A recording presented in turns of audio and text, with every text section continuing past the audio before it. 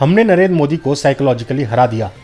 जम्मू कश्मीर के रामबन में कांग्रेस सांसद और लोकसभा में नेता प्रतिपक्ष राहुल गांधी ने बुधवार को बड़ी जनसभा को संबोधित किया। इस रैली में कांग्रेस नेता राहुल गांधी ने पीएम मोदी पर जमकर निशाना साधा।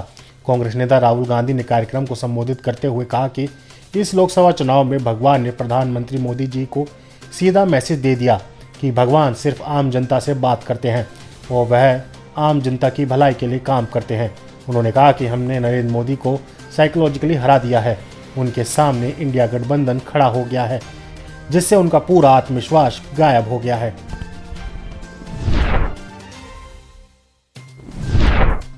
जौनपुर में पत्रकार पर भड़के योगी के मंत्री। उत्तर प्रदेश की योगी सरकार में खेल मंत्री गिरीश चंद्र यादव बीजेपी सदस्यता अभियान 2024 में शामिल हुए। इस दौरान जनपद जौनपुर के विकास को लेकर मीडिया द्वारा पूछे गए सवाल पर वह भड़क गए। मंत्री गिरीश चंद्र यादव और पत्रकार के बीच कहासुनी भी हुई। इस दौरान सीएम योगी के मंत्री ने पत्रकार को देख लेने की धमकी भी दे दी। इसको लेकर सपा नेता संतोष पांडे ने बीजेपी पर तंज कसा है।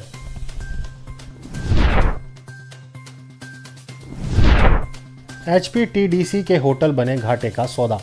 विश्व भर में हिमाचल प्रदेश की पहचान पर्यटन राज्य के रूप में है। अनुमान के तौर पर राज्य की जीडीपी में भी पर्यटन कारोबार का करीब 9% हिस्सा है। हिमाचल प्रदेश में पर्यटकों की सुविधा के लिए हिमाचल प्रदेश पर्यटन विकास निगम 55 होटलों का संचालन कर रहा है। चिंता का विषय यह है कि निगम के 35 होटल घाटे में चल रहे हैं। पर्यटन विकास निगम के सिर्फ 20 होटल ही फायदे का सौदा दे रहे हैं। हिमाचल में कर्मचारियों को कम मिलेगी सैलरी। हिमाचल प्रदेश इस वक्त आर्थिक संकट का सामना कर रहा है। अब सीएम सुखविंदर सिंह सुक्खू ने घोषणा की है कि हिमाचल में कर्मचारियों को 5 सितंबर को वेतन दिया जाएगा, जबकि 10 सितंबर को पेंशन मिलेगी। यह फैसला ब्याज की राशि बचाने के लिए किया गया है। यह जानकारी सीएम सुखविंदर सिंह सुक्खू ने सदन में दी। सीएम सुक्खू ने बताया कि इससे हर महीने 3 करोड़ रुपए बचेंगे।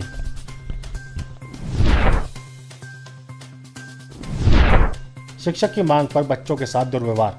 छत्तीसगढ़ के राजनांदगांव जिले में मंगलवार को कलेक्टर के जन दर्शन में हाई स्कूल के स्टूडेंट भी पहुंचे। इस दौरान बच्चों ने स्कूल में शिक्षक की कमी का मुद्दा उठाया। कलेक्टर ने उन्हें जिला शिक्षा अधिकारी के पास भेज दिया। बच्चों का आरोप है कि डीओ ने ज्ञापन देखने के बाद उनके साथ दुर्व्यवहार किया और जेल भेजने की धमकी दी। वहीं स्कूली बच्चों ने रो रो कर मीडिया को अपनी सारी बातें बताई। मध्य प्रदेश की कटनी में युवक पर जेसीबी मशीन से हमला।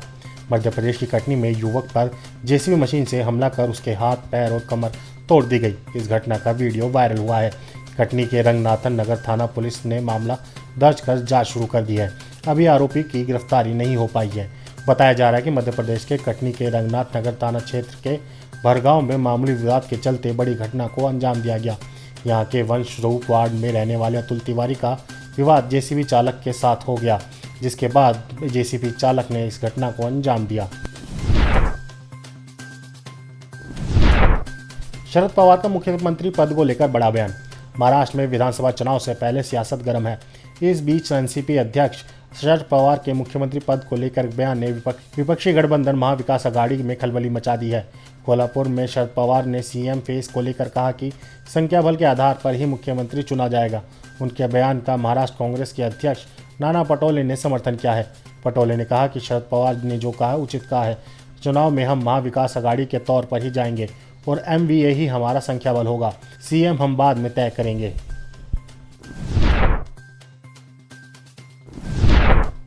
दिल्ली हाईकोर्ट से शर्जील इमाम को झटका।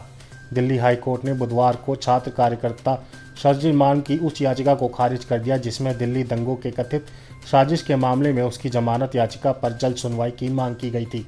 हाईकोर्ट ने याचिका पर शीघ्र सुनवाई से इनकार कर दिया। मामले की सुनवाई 7 अक्टूबर को होगी। राष्ट्रीय राजधानी दिल्ली में फरवरी 2020 में हुए सांप्रदायिक दंगों के बीच कथित बड़ी साजिश को लेकर आतंकवादी रोधी कानून यूएपीए के तहत उनके खिलाफ मामला दर्ज किया गया है। दिल्ली का मल्टीपल गवर्नेंस से हुआ बड़ा नुकसान।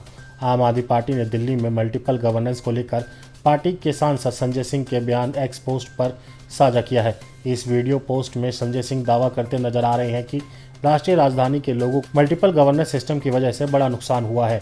विरोधी एजेंसियां दिल्ली सरकार के काम में रोड़ा अटकाने की कोशिश करती है। आप सांसद संजय सिंह के मुताबिक इस सिस्टम को दिल्ली में जानबूझकर लाया गया है। उन्होंने बीजेपी का नाम लिए बगैर कहा कि ऐसा इसलिए किया गया है ताकि सरकार के हर काम में रोड़ा अटकाया जा सके। भारत ने तोड़ दिया टोक्यो पैरालंपिक्स का रिकॉर्ड। पेरिस पैरालंपिक्स में भारतीय एथलीट का शानदार प्रदर्शन जारी है। अब तक भारतीय खिलाड़ी पेरिस पैरालंपिक्स में 20 मेडल जीत चुके हैं, जिसमें 3 गोल्ड मेडल के अलावा 7 सिल्वर और 10 ब्रॉन्ज मेडल शामिल है। वहीं भारत मेडल की टैली में 19वें नंबर पर काबिज हो गया है। इससे पहले पैरालंपिक्स में भारतीय एथलीटों का बेस्ट परफॉर्मेंस 19 मेडल थे। टोक्यो पैरालंपिक 2020 में भारत के पैरा एथलीटों ने 19 मेडल जीते, लेकिन अब भारत ने पैरालंपिक्स में अपने बेस्ट परफॉर्मेंस का रिकॉर्ड तोड़ दिया है।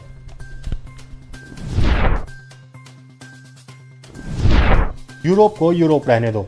स्वीडन की डिप्टी प्रधानमंत्री एबा बुश ने रविवार को देश में रह रहे मुसलमानों को लेकर ऐसा बयान दिया जिसने पूरे यूरोप में बवाल मचा दिया।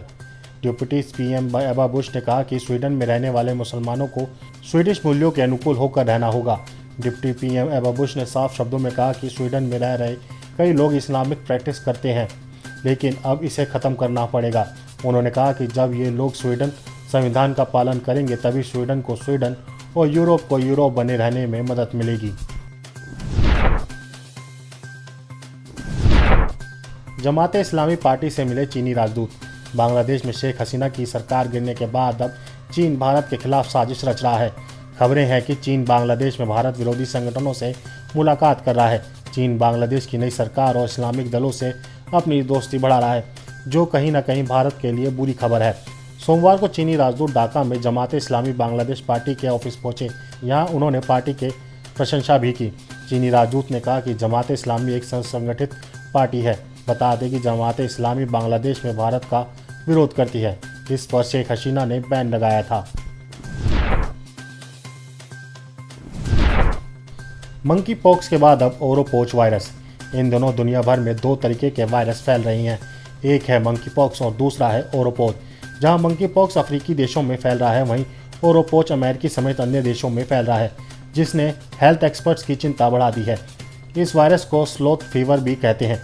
बीते साल यह वायरस अमेरिका के अमेज़न के आसपास के इलाकों में अज्ञात बीमारी के रूप में फैला था, लेकिन अब कुछ जेनेटिक बदलाव के बाद उसने अपनी सीमाओं को बढ़ाना शुरू कर दिया है। दक्षिण अमेरिका में 1 अगस्त तक इस वायरस के 8000 मामले सामने आ चुके हैं। यूरोप में भी यह बीमारी तेजी से फैल रही है, हालांकि भारत में इसका अब तक असर नहीं दिखा है। वेनेजुएला के राष्ट्रपति के ऐलान से दुनिया हैरान। पूरी दुनिया क्रिसमस का त्यौहार 25 दिसंबर को मनाती है, लेकिन वेनेजुएला के तानाशाह निकोलस मादुरो को सितंबर में क्रिसमस की फीलिंग ले रहे हैं।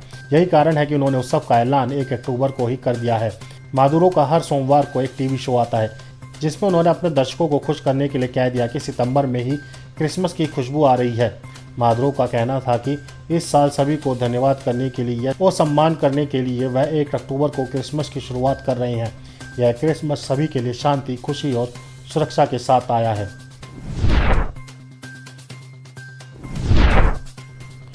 अमेरिकी अफसरों से कतर में मिले थे बांग्लादेशी छात्र। बांग्लादेश में बीते कुछ समय से सियासी बवाल देखने को मिल रहा है। इस साल के जून और जुलाई में ढाका समेत कई शहरों में आरक्षण के मुद्दे को लेकर आंदोलन हुए, जिसमें हिंसा फैली और 5 अगस्त को शेख हसीना को इस्तीफा देकर देश छोड़ना पड़ा। बांग्लादेश में साल 2023 से ही शेख हसीना की सरकार को अस्थिर करने की कोशिश शुरू हो चुकी थी, जिसके पीछे पाकिस्तान और अमेरिका के लोग शामिल थे। नॉर्थ ईस्ट न्यूज़ के मुताबिक इंडियाना नेशनल सिक्योरिटी नेटवर्क ने बांग्लादेश से बाहर से मिली सूचनाओं को जोड़ा और देखा कि बांग्लादेशी छात्र संगठनों के कोऑर्डिनेटर बने कुछ छात्रों ने 1 साल पहले कई बार लगातार पाकिस्तान, दुबई और कतर का दौरा किया था। आप इस खबर के बारे में क्या सोचते हैं, हमें कमेंट सेक्शन में बताएं। साथ ही ब्रह्मास्त्र न्यूज़ को सब्सक्राइब और शेयर भी जरूर करें।